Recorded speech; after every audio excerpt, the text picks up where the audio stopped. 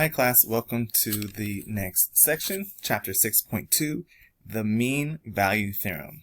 So this section is pretty short. It's going to help us as we progress through chapter 6. Mean value theorem is basically, it's just a nice result that comes about from derivatives and from average functions, basically, right? Average values. So let's say that we have a function and it's continuous on a closed interval, right? So from a to b, our function f is continuous. It is also differentiable on the open interval of a to b. So it's possible that it's not differentiable on the endpoints, which it shouldn't be, honestly, because those aren't, there's not an interval of existence around them, right? So there's going to exist some value c that is in between a and b, but not a and b itself. Okay, so this backwards e means that there exists. Okay, so there is a c inside of this interval such that this equation is satisfied. Okay, so let's look at what this equation is. Here on the right side, this should look familiar to you. It's the average rate of change from B to A, right? We had a whole section on this where, this is how we came up with the idea of derivative and all these, other things that we've been doing so far. Here it says that at some point within the interval, the rate of change, okay, so the instantaneous rate of change or the slope of the tangent line is equal to the average rate of change over the entire interval. Okay, so that's what the mean value means, is that somewhere along this interval, okay, there is a point where the slope of the tangent line is the same as the average rate of change over the entire interval. We can manipulate this, and sometimes we have to, okay, in order to come up with the conclusions that we want to come up with. So here I have what's called the net change, right? The difference in my y values, or the difference in my function outputs, is the same as the instantaneous rate of change at some point c times the distance between, or the length of my interval, I should say, the length of existence of this function for that interval. So again, basically what this is saying is that at some point there is a point between a and b whose tangent line has a slope that's equal to the average rate of change from a to b. So let's say that this is the function that I have. It's continuous. It exists from a to b. Now, obviously, this function can do all kinds of different sort of things. It could do whatever it wants. It could be a straight line. It could be a straight line that's increasing or decreasing. It could be a constant line. It could be a sine curve. It could do anything it wants. It doesn't even have to be in the positive part of the graph. It could exist over here. It doesn't really matter. It just exists from A to B. Okay, so here I'm choosing A to be 0 just for posterity, just because it's what I wanted it to do. And then I'm going to end somewhere, right? So that means that if I'm looking at the average rate of change from A to B, it's the slope of the secant line. Okay, we've talked about this before. The slope of the line that connects these 2 points. Somewhere along this curve, there is a point in between A and B, such that when I look at that point, the slope at that point of the tangent line has the exact same slope as this line. So somewhere along this curve, the tangent line is parallel to this secant line. That's another way of thinking about that. Okay, so if this is that point that's in between my closed interval from A to B, the slope here, the tangent line, is parallel to the secant line. The slope of this line is equal to the slope of that's given by the average rate of change or by the secant line. It's an equivalent way of saying the same thing. That's what the mean value theorem is. Okay. So a closely related theorem to the mean value theorem is Rolle's theorem. Rolle's theorem basically says the same thing, but instead of saying it's related to the mean value theorem and it's related to the intermediate value theorem. Okay. So basically what Rolle's theorem is saying is that instead of having some random output of f of b and f of a, these two outputs are equal. Okay. So if the two outputs f of a and f of b are equal, right, so still I need to have my function be continuous, and it has to be differentiable on the interval. If the two outputs are equal, right, so meaning they lie on the same line, okay, then basically the same thing. That means that if they lie on the same line, their average rate of change is 0, which means that somewhere in between it, there is a point on the curve whose tangent line is also 0. Okay, so f is continuous on a closed interval. It's differentiable on the same interval, but on the open portion of that interval. The endpoints are the same, right? If I plug in a into my function and b into my function, I get the same output. Then there exists some value in between a and b, but not a or b itself, such that the derivative at that point is 0. Okay, so again, this theorem states that the different that between my two different inputs that have equal outputs, there has to be a max or min value somewhere, right? So the average value from a to b is 0, so that means that somewhere, if it's continuous, there's a point where I have a derivative of 0, which makes sense, because what if my function was a straight line? Well, then the derivative everywhere is 0, okay?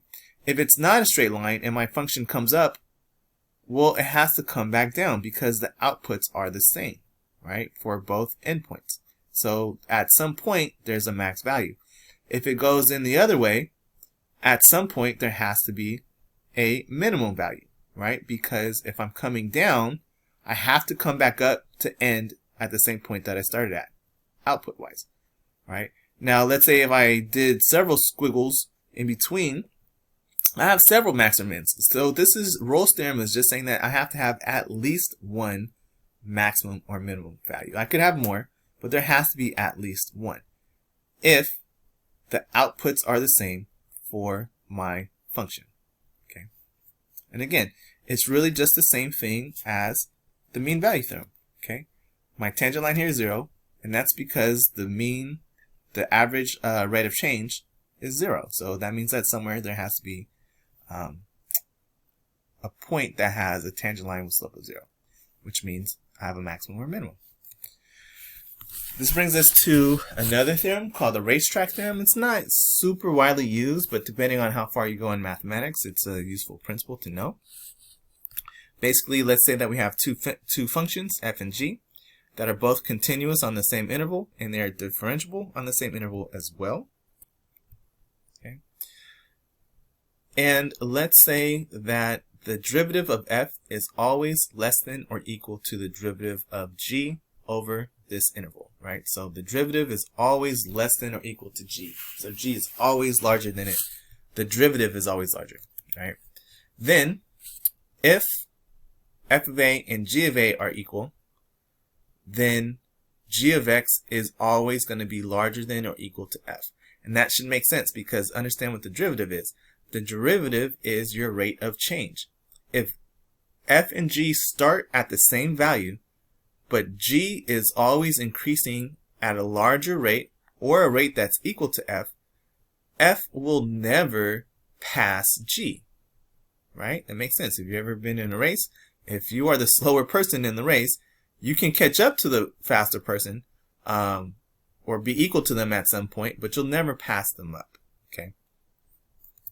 The second part of that is that if the outputs are the same, or the last point on the interval is the same, I should say, then f is always going to be equal to or larger than g, right?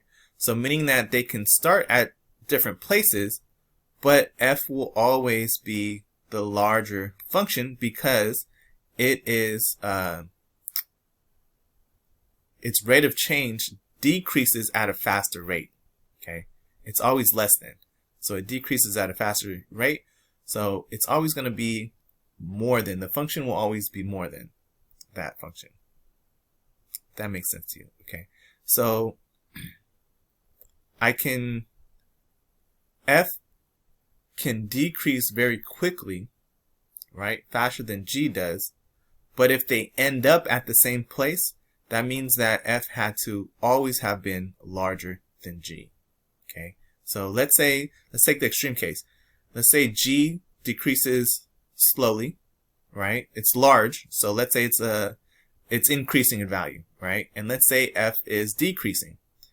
Then for them to end up at the same place, F had to have been larger if it's always decreasing as I'm going, and G is always increasing as I move forward towards the same output at the end of the interval, right?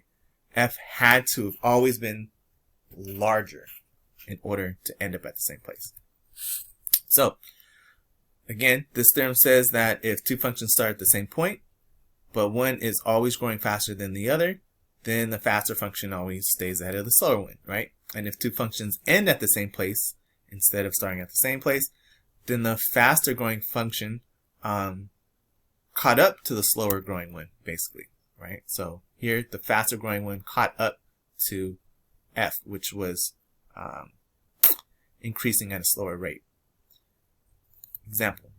So we're going to use the mean value theorem here. The racetrack theorem, again, it's useful when you're analyzing functions, but as far as applications, until you get higher up in math, you're not going to use this too much, but it's an important one to understand.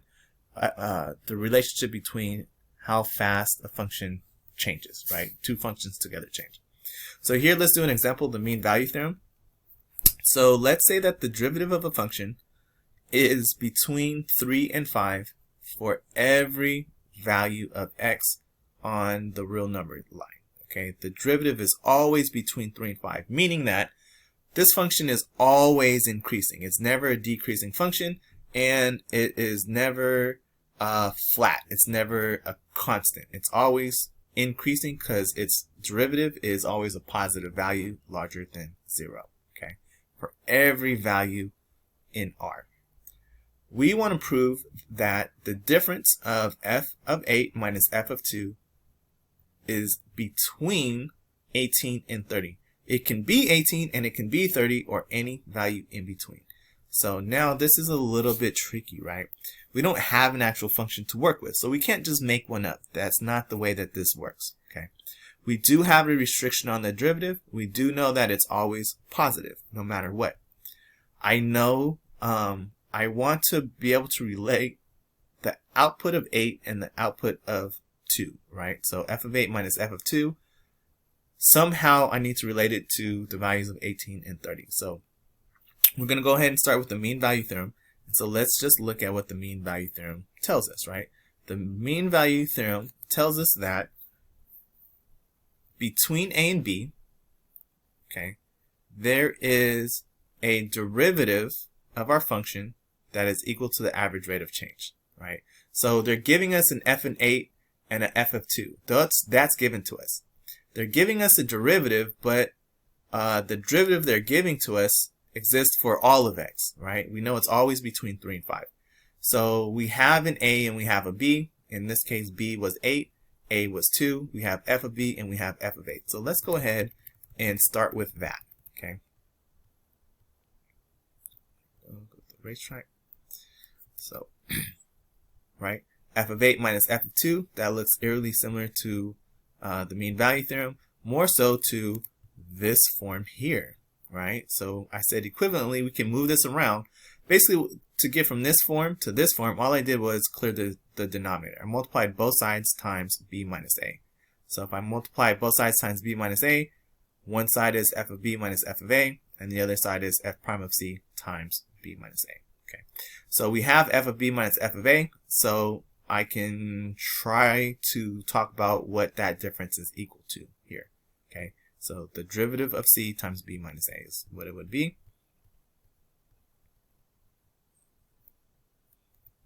Okay, so the derivative of my function is always between 3 and 5. That's true for every x inside of R.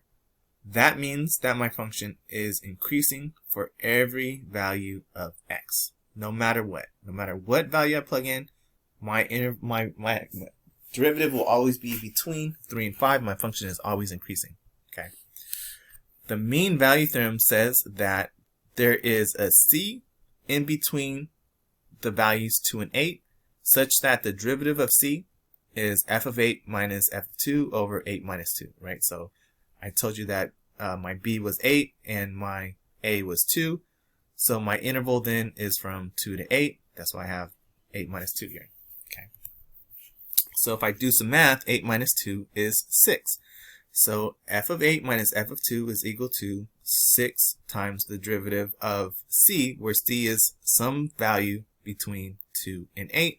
But I know that f prime of c, no matter what it is here, it's between the values of 3 and 5. Okay. So that means that maximum wise, right, if f of c is between f of 8 and f of negative 2, 6 times that amount means that I can multiply these values times 6, because f of c is always between 3 and 5. So let's say f prime of c was 3, right? The smallest it could be. Well, 6 times that amount would be 18. Let's say f prime of c was the largest it could be, which is 5. Well, 6 times 5 would be 30. So 6 times the derivative of c in between this interval is in between 18 and 30. So I can just set that to the other side. This value here, 6 f prime of c, is within this value. It's either 18 or any other value up to 30. So f of 8 minus f of 2, which is equal to 6 prime of c, has to be within this value also. Okay, and that's it. That's the way it works.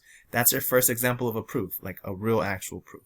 So as you move higher in mathematics, this is, to be honest, all that you do. There's no more calculating stuff anymore after calculus. For the most part, most of math turns into this kind of stuff. Okay, so I'm not going to expect you to be able to prove things like this. Well, I expect you to be able to do a little bit of it. So this is your second example of a proof, because we've done epsilon delta proofs as well. Obviously, I'm not talking about the strict format of a proof, because I don't really care about that at this point for you guys. But if I ask you to verify something or to show that something is true, you should be able to start somewhere and wiggle your way down to show that it's always true. That, as long as your math makes sense, that's really what I'm looking for. I'm not really going to focus on the proof structure or the structure of the proof at all.